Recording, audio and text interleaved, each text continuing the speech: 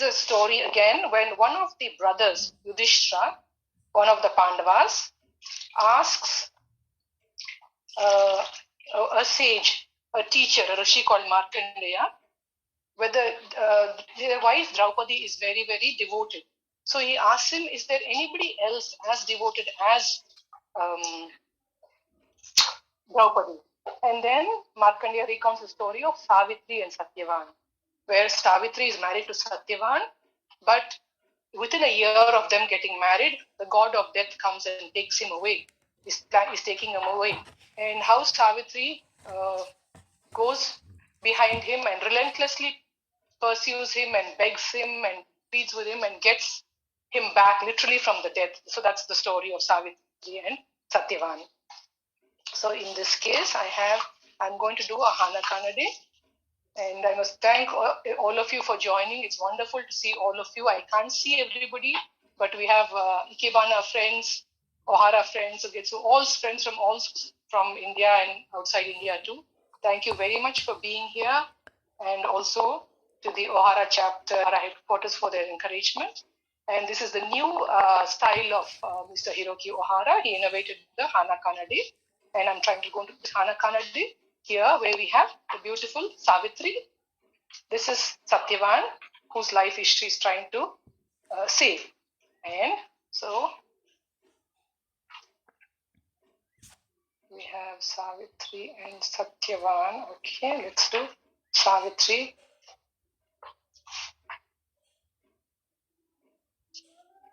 I have 3 fan-shaped pin holders here, Hana Kannada pin holders. Then we have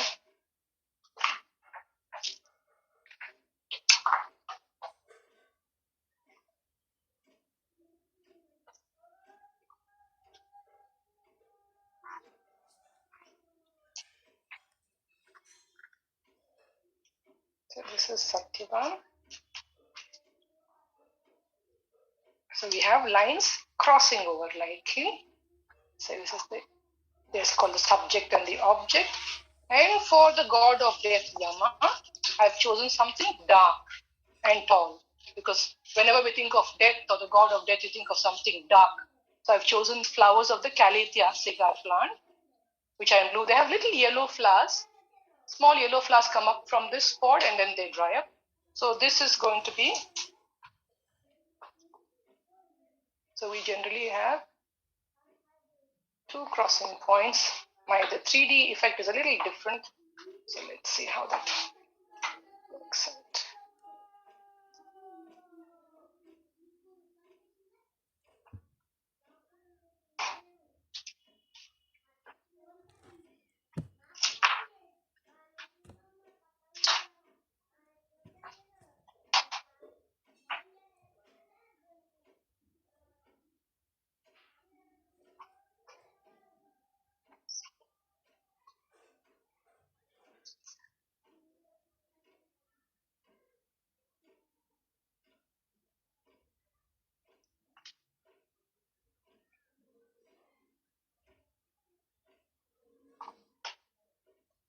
And another crossing point over it like that.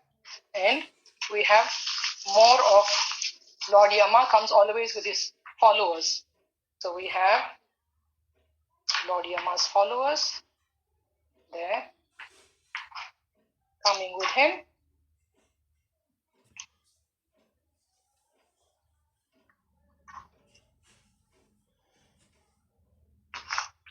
And for a touch of color, I'm going to use 1 small flower. But maybe there are some flowers with a beautiful twist like this, and I'd like to use that. So I'm going to use that at the base here, going back, connecting these areas. There's a lovely twist onto it. Smaller one.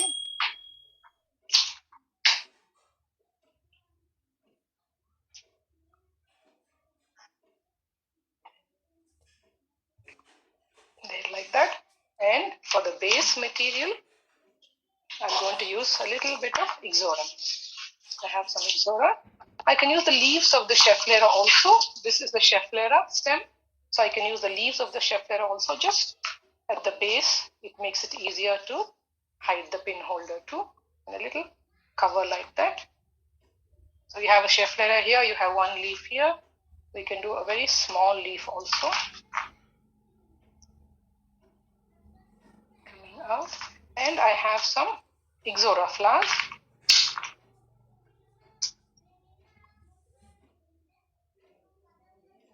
At the base to be put in a little area all along as you see it here.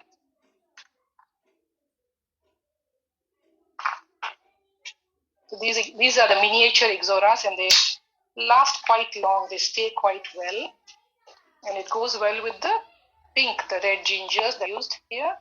They go well with the pink of the flowers there. And a small touch right at the back, some low fillers.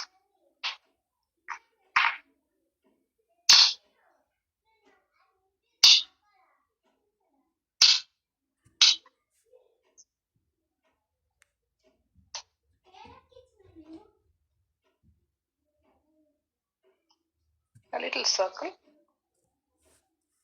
Leave a little space here on the side. I think this one is a little too long. I'm going to shorten this some more. As we do online demos, I realized I started using the computer screen like a mirror, which is actually not very good. Normally when we do it, we never would do that. But though when we were practicing, when we were learning, my teacher, I must thank my teacher, Ohryu Narayan, grandmother, for having taught us so well and brought the chapter to what it is today. An excellent teacher. We would grumble when she scolded us in class, but I'm glad she did all that scolding because we learned so much better because of that. So this is the base of Green. So Savitri fights with Lord Yama and follows him, tells him so many things and gets the husband back to life. And then they live happily ever after. Day of the war, the Bhishma, one of the gurus, Bhishma, is hurt and he is destroyed because they have a lot of arrows piercing him and he lies down on a bed of arrows. So I put all these as the arrows, the bed of arrows, and then we have the Bhishma Pita lying down on that bed of arrows because he's injured but he's still alive and he's pierced with so many arrows. So it's a story. So they make him comfortable. They have some more under his head to support his head. They have more arrows, and this is him lying down on the war field. He's lying down. This is a non-realistic arrangement. I don't do these very often, but today is trial day for non-realistic arrangements.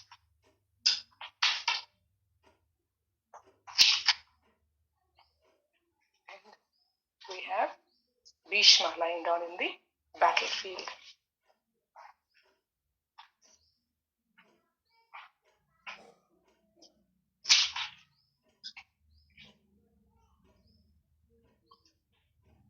So he's lying down there and he's injured and he's thirsty. He's on a bed of arrows. I had these calathea flowers that I cut. These leaves which are wilting, I just made them into little shapes like that. They look very much like arrows, isn't it? So just to show that he's lying on a bed of arrows.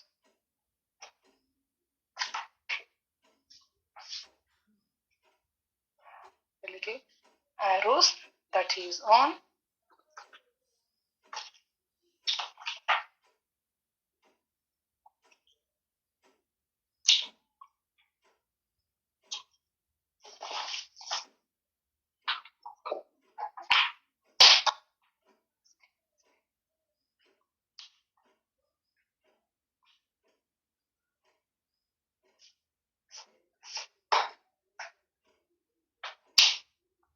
And for ground cover,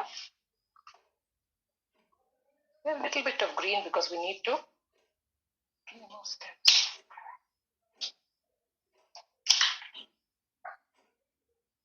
Just a bit of ground cover to hide the pin holder.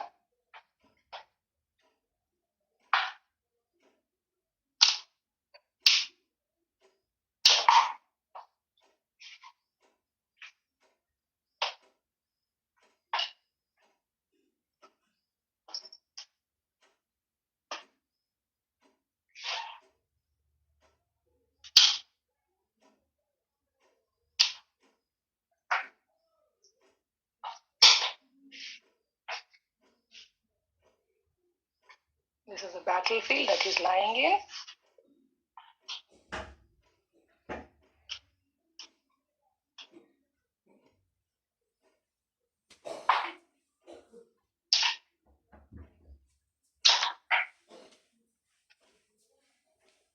And he stays like that. He got injured on the 10th day, and he's like that for almost 50 days. And when he says he's thirsty, one of them hits an arrow into the earth, and water comes out, flows out. Mother Ganga flows out. For that I have blue, and it's like water flowing out from the earth, coming from under, flowing out to give him water. So I have a touch of blue where you have water flowing out to give Bhishma water before he breathes his last. So it's very auspicious to give them some water, especially from the Ganga when they are leaving the earth for their heavenly abode. So this is a non-realistic style with the arrows showing Bhishma's deathbed like that. Or where the Mahabharata, the war is held, and we have the Kauravas and the Pandavas fighting. We have the Kauravas, and there are 100 of them.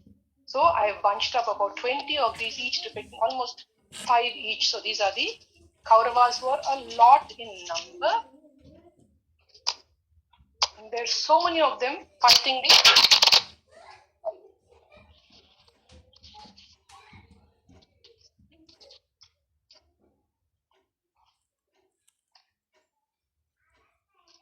they fight the 5 Pandavas, and though there's so many in number, they do eventually lose. See, so these are all the 100 Kauravas. But in spite of that, the few Pandavas the 5 Pandavas that were there were enough to fight them all. So for the Pandavas, I have these 5 big red crab's claw, the heliconia.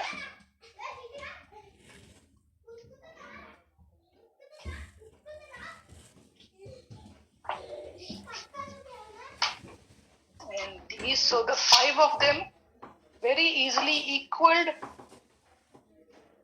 the 100 Kauravas and even beat them at war. They defeated them at war.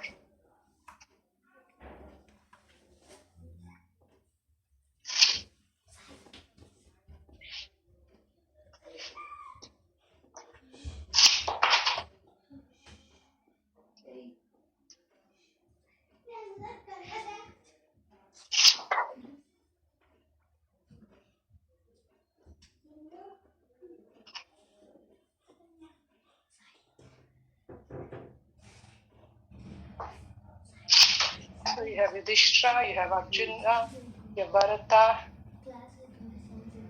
you have Nakula, Sahadeva. These are the 5 of them. And then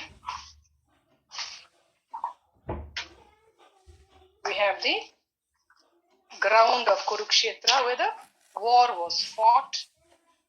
It was fought over many, many days. There was lots and lots of casualties. There were lots of scenes, and it was a very tragic scene that the cousins had to fight each other, but it had to be. I suppose that was the way it had to be, because everyone had to learn a lesson, and eventually, of course, good came out of all the sorrow and the trauma that happened.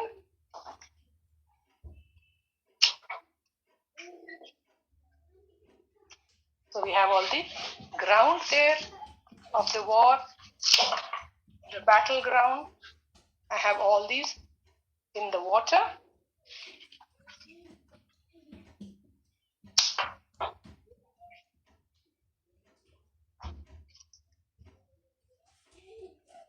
And in the battleground, there is so much of bloodshed. There are lots of people who are killed on both sides, lots of casualties. And to show that, I have these beautiful red, we call them the red cloak. Called the red cloak, and the red cloak flowers. And these red cloak flowers are showing us image of the battleground, which is very, very, very sad scene to behold.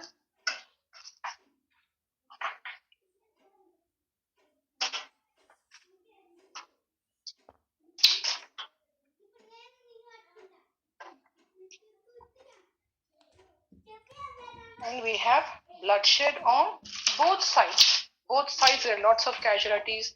There are friends, there are gurus guiding them from both sides. There are people who are constantly telling them not to fight. There are people who are telling them to fight.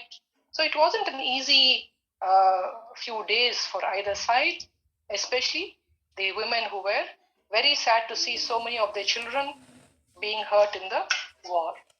Sorry, I have to bend quite a bit. I think I can't reach that there. I might have to come up for a bit in the front.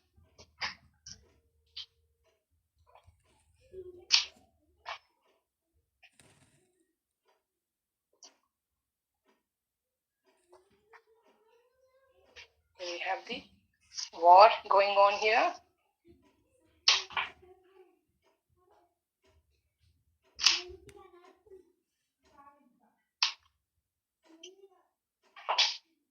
And we have casualties on both the sides.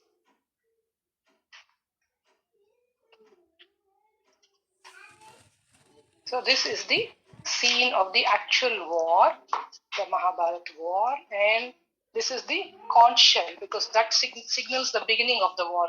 When the conch shell is blown on both sides, that's when they say that the war is the end. And then, it's like the Olympics and say that the games begin, like that. And that's how they say, let the war begin. And that's how it used to go on at that point of time. So the war began, and they fought. They had advisors on both sides. And there were people, there were friends, there was family, there were gurus, there were teachers on both sides who were helping them out. But then eventually the Kauravas lost. These are all there. There's so many people behind the Kauravas. They had lots in number. They had so many people. These are all the people behind the Kauravas, there to help them. But what was the thing was behind the Pandavas was the Lord Krishna, and he was giving them the advice. So it was equal to having many, many others. So he stands tall behind them, guiding them, advising them, protecting them. So they said because of that, that is why they won the war. So I just have to come from the front, a quick look to see that my arms didn't reach out that far. Just to make sure that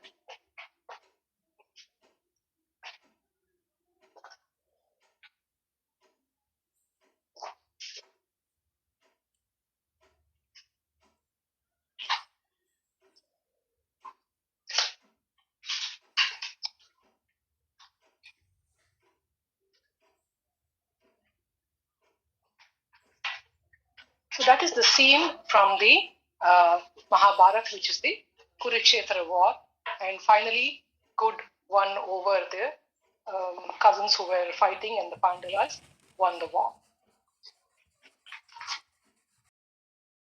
And the last one is from the Bhagavad Gita.